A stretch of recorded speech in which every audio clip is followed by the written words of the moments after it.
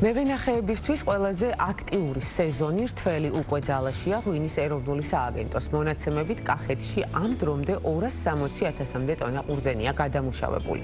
ყურძენი 18,000-მდე მევენახემ ჩააბარა, ქარხნები კი ყოველდღიურად დაახლოებით 10,000 ტონამდე მოსავალს ამუშავებენ.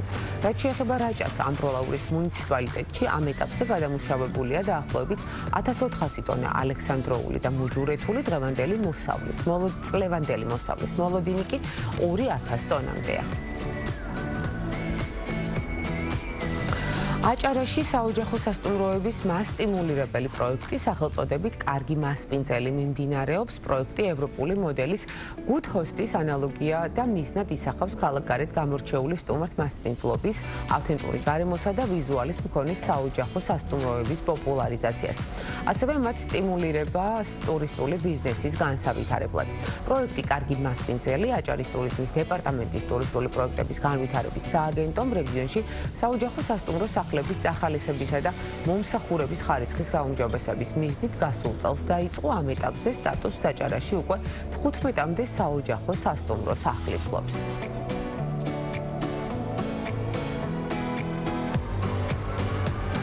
ხუთწლიანი პაუზის შემდეგ ინდოეთსა და ჩინეთს შორის პირდაპირი ავიამიმოსვლა განახლდება. პირველი რეისი 26 ოქტომბერს ჩინეთის ქალაქ გუანჯოუსა და ინდურ ქალაქ კოლკატას შორის შედგება. შემდგომ პერიოდში კი ახალი მარშრუტებიც დაინიშნება, როგორც ცნობილია, ორ უმსხვილეს აზიურ სახელმწიფოს შორის ფრენები 2020 წელს COVID-19 პანდემიის დაწყების შემდეგ შეწყდა, ამის შემდეგ კი საერთოდ საზღვართან დაკავშირებით აზრთა სხვადასხვაობის გამო აღარ აღდგა. თუმცა ამერიკის პრეზიდენტად დონალდ ტრამპის არჩევისა და სატარიფო ომის დაწყების შემდეგ ინდოეთმა ჩინეთთან ურთიერთობების დათბობა დაიწყო და ორ ქვეყანას შორის საჰაერო ფრენების აღდგენაც სწორედ ამ ფაქტს უკავშირდება. ლუქსემბურგმა ბიტკოინში ინვესტიცია განახორციელა, კერძოდ ლუქსემბურგის სუვერენულმა ფონდმა თავისი აქტივების 1% ბიტკოინის საბირჟო ვაჭრობის ფონდებში ჩადო და შედეგად ევროზონაში პირველ სახელმწიფო დონის ფონდად იქცა, რომელმაც ეს გააკეთა. გადაწყვეტილების შესახებ ლუქსემბურგის ფინანსთა მინისტრმა პარლამენტში 2026 წლის ბიუჯეტის წარდგენისას განაცხადა. ცნობისთვის ევროპის ერთ-ერთმა ყველაზე პატარა ქვეყანამ ლუქსემბურგმა, რომლის მოსახლეობაც დაახლოებით 680,000 შეადგენს, სუვერენული ფონდი 2014 წელს დააარსა, რომლის მიზანიც მომავალი თაობებისთვის ფინანსური რეზერვის შექმნაა. ამ დროისთვის ფონდი 730 მილიონ ამერიკულ დოლარს ფლობს, რომლის ინვესტიციების უმეტესობაც მაღალი ხარისხის ობლიგაციებშია განთავსებული. ბიზნეს სამყაროში დღეისათვის ერთ-ერთ ყველაზე მოთხოვნად და კაპიტალტევად მიმართულებას კვლავ უძრავი ქონების სექტორი წარმოადგენს, როგორია ბაზრის დინამიკა, უახლესი ტრენდები და მყიდველთა ქცევა, რასაც მოთხოვნა მიწოდების ბალანსი, როგორია ფასების ტენდენცია და რა ელოდება სექტორს უახლეს მომავალში, როგორ აფასებს საინვესტიციო გარემოს და რა შეხედავს გამოწვევებს.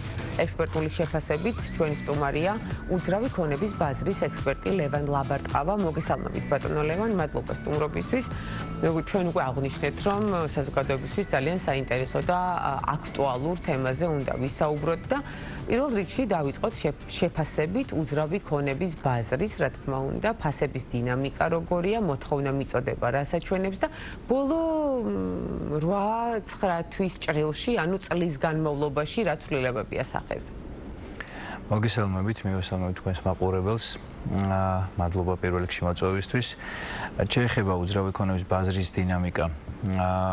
არის რეალურად სახეზე გვაქვს ჩვენ შედარებით ჭარბი მიწოდება, რადგან მიგრაციის ეფექტის დროს, რაც იყო 2022-2023 წლებში, გაიზარდა მიწოდება, გაიცა ბევრი ნებართვა. შესაბამისად, ეხლა გვაქვს ისეთი სიტუაცია, რომ ამ ჭარბი მიწოდების საფუძველზე მოთხოვნა არც ისე მაღალია, რადგან ამოიწურა ეს მიგრაციის ეფექტი. შესაბამისად, გარკვეულწილად მცირედით, მაგრამ შეინიშნება ბაზარზე მოთხოვნის კლება. და აქტიობას შეიძლება ეს მდგომარეობა შეფასდეს სტაგნაციად თუ მაინც მდგრადია ბაზარი? არა, რა თქმა უნდა, მაინც მდგრადია ბაზარი. ძალიან შორს ვართ სტაგნაციამდე და იმედია ეს არც მოხდება ჩვენს ბაზარზე. კი ბატონო, ფასებს რაც შეეხება, ახსენეთ რომ არ არის მიწოდების სიჭარბის მიუხედავად მოთხოვნა არ არის ისეთი მძაფრი. ამის გათვალისწინებით ფასები როგორია? თუ შეგვიძლია ვთქვათ რომ ფასებმა მცირედით მაინც იკლო? არა, მაგის ამის თქმა ჯერჯერობით არ შეგვიძლია, რადგან ფასები არ იკლებს, მცირედით, მაგრამ მაინც იზრდება უძრავი ქონების ბაზარზე ფასები, რადგან იზრდება ყველა ის კომპონენტი, რითაც შედგება ეს ბაზარი. ამაში უგულისხმობ როგორც მიწის ღირებულება, სამშენებლოდ გამოსადეგი მიწის ღირებულება, ასევე შრომის წილი და შრომის ფასი, ასევე მასალების, იმ მასალების რაც იხმარება მშენებლობისი. აქედან გამომდინარე, ფასების კლება ვერ ხდება მიუხედავად იმისა, რომ მცირედით არის შემცირებული მოთხოვნა. კი ბატონო, და მიუხედავად იმისა, რომ ვთქვათ, მიწოდება არის ჭარბი, როგორც თქვენ უკვე აღნიშნეთ, ჩვენს ირგვლივ მაინც ვხედავთ ძალიან დიდი რაოდენობით მშენებლობებს. ეს რითი აიხსნება, ანუ რა მოლოდინი აქვს ბაზარს, მოთხოვნის ზრდის მოლოდინი თუ არის?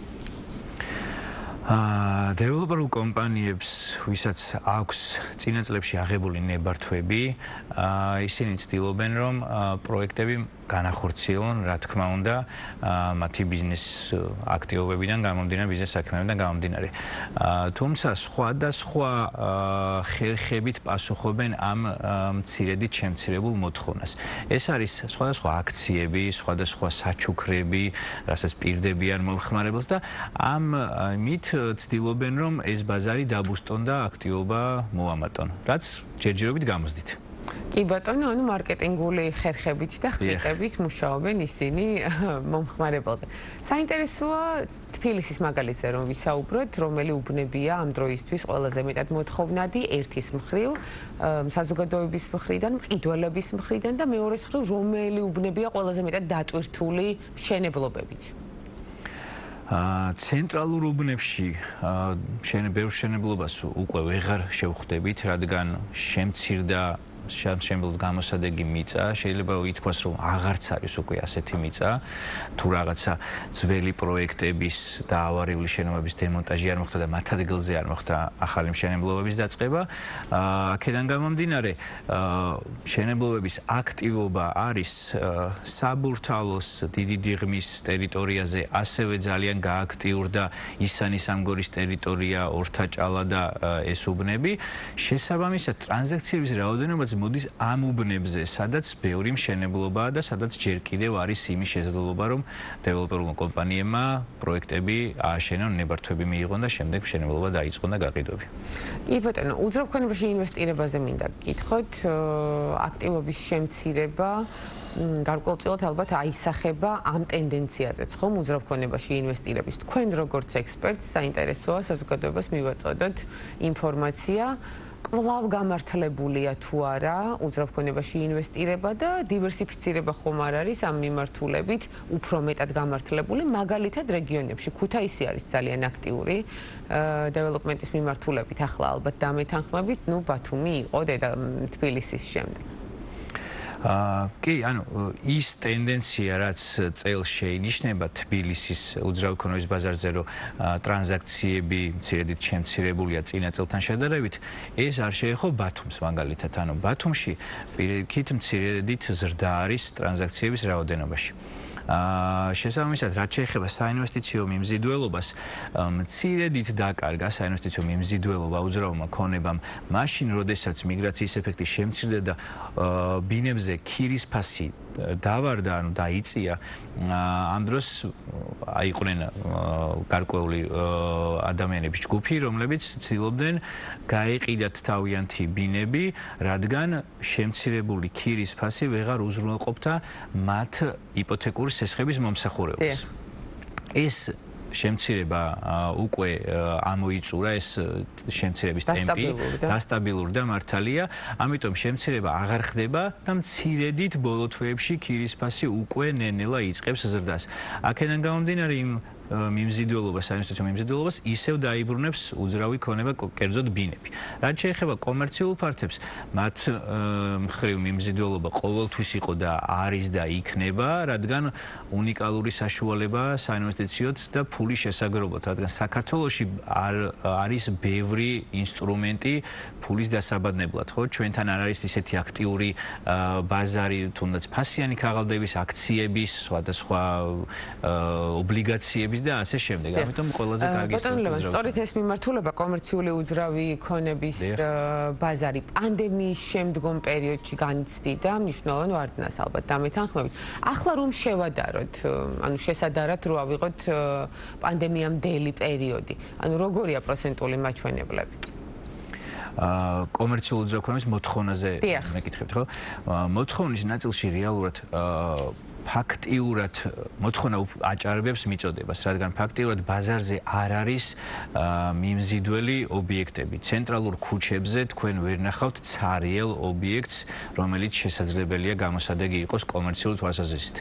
ყველაფერი გაქირავებულია, ყველაფერი დატვირთულია და უკვე ინვესტორები, ვისაც კომერციულ უძრავ ქონებაში თანხებს აინვესტირებენ, გადასულები არიან, როგორც თქვენ აღნიშნეთ, რაიონებზე. ანუ ცდილობენ სხვადასხვა ქალაქებში მოიზიონ ისეთი რაც იქნება საინტერესო მიმზიდველი სააფთიაქო ქსელებისთვის, სუპერმარკეტების ქსელებისთვის და იქ დაინვესტირონ თანხა, რადგან თბილისში უკვე ყველაფერი გაყიდული ან გაქირავებულია. კი ბატონო, და საბანკო სექტორის როლზე მინდა აუცილებლად გკითხოთ უძრავი ქონების დაკრედიტებაში, თუ რამდენად მნიშვნელოვანია და ასევე უძრავი ქონების ბაზრის გამოწვევებზე ამ დროისთვის რაში ხედავთ თქვენ მთავარ პრობლემას?